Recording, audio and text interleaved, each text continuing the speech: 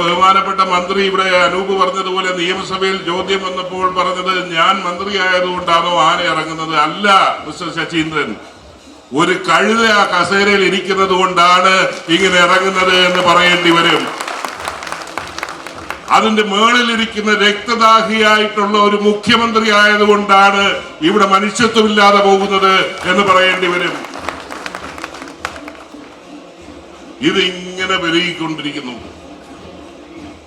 ഞങ്ങളെ സംബന്ധിച്ചിടത്തോളം ഇതുമായി മുന്നോട്ട് പോകുമ്പോൾ ഒരു കാര്യം അസന്നിഗ്ധമായി പറയാം.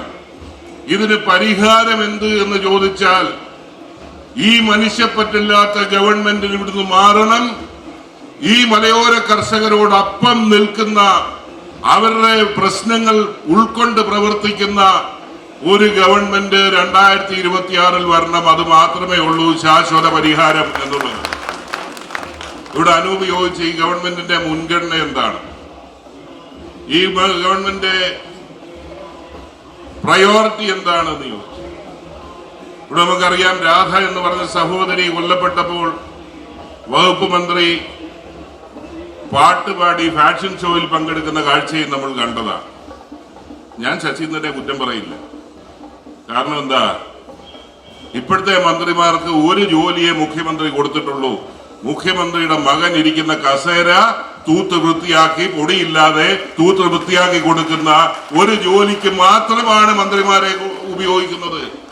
അതിന് മാത്രം കൊള്ളാവുന്ന മന്ത്രിമാരുമായി പോകുന്നത് കൊണ്ടാണ് ഞാൻ പറഞ്ഞതുപോലെ അവിടെ ഇത്രയും വലിയ പ്രശ്നം നടക്കുമ്പോൾ ഇതൊരു കുഴപ്പമില്ല എന്ന് പറഞ്ഞുകൊണ്ട് പോകുന്നത്. ഞാൻ ദീർഘമായി കടക്കുന്നില്ല. കേരളത്തിന്റെ സംസ്കാരം തന്നെ മാറി മറിയുകയല്ലേ. ഓരോ ദിവസവും നമ്മൾ കേൾക്കുന്ന കൊലപാതകങ്ങൾ മുൻപ് കേട്ടിട്ടുള്ളതാണ്. അതിന്റെ ക്രൂരത. കഴിഞ്ഞ ദിവസമല്ലേ 2 വയസ്സുള്ള ഒരു കുഞ്ഞിനെ സ്വന്തം അമ്മാവൻ കിണറ്റിലെറിഞ്ഞത്.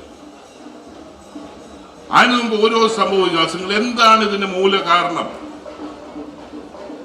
പിണറായി വിജയൻ ഗവൺമെന്റ് അധികാരത്തിൽ വന്നതിന് ശേഷം മയക്കുമരുന്നിന്റെ വ്യാപനം സംഘടിതമായി CPM-നോടൊപ്പം നിൽക്കുന്നവർ ഏറ്റെടുത്തതിന്റെ ദുരന്തമല്ലേ ഇന്ന് കേരളം അനുഭവിക്കുന്നത്? ഈ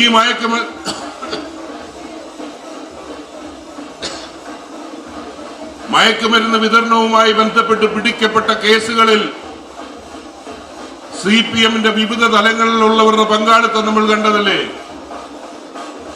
പിണറായി വിജയൻ കുറച്ചുനാൾ മുമ്പ് ലഹരി വിരുദ്ധ ക്യാമ്പയിൻ എന്നൊരു ആഹ്വാനം കൊടുത്തു.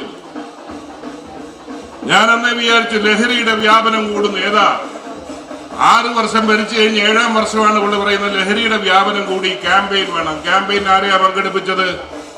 പാവപ്പെട്ട സ്കൂൾ കുട്ടികളെ വെയിലത്ത് നിർത്തി ലഹരിക്കെതിരെയുള്ള ക്യാമ്പയിൻ നടത്തി.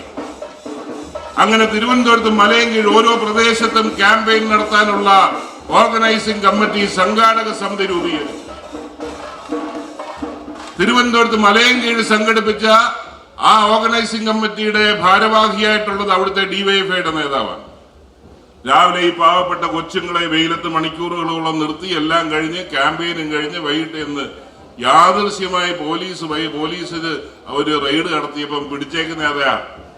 പിണറായി വിജയന്റെ ഈ ക്യാമ്പയിൻ കമ്മിറ്റിയുടെ ചെയർമാനെയാണ് അവിടെ മയക്കുമരുന്ന് വിതരണവുമായി പിടിച്ചേക്കുന്നത്, ഡിവൈഎഫ്ഐയുടെ നേതാവ്. പിന്നെ ഒന്നുകൂടെ ഉണ്ടായി. അത് തീർന്നില്ല. അയാളുടെ ഫോൺ പരിശോധിച്ചപ്പോ 43 പ്രായപൂർത്തിയാകാത്ത കുഞ്ഞുങ്ങളുടെ നഗ്ന ഫോട്ടോയുടെ ആ മൊബൈൽ ഫോണിനകത്തുണ്ട്.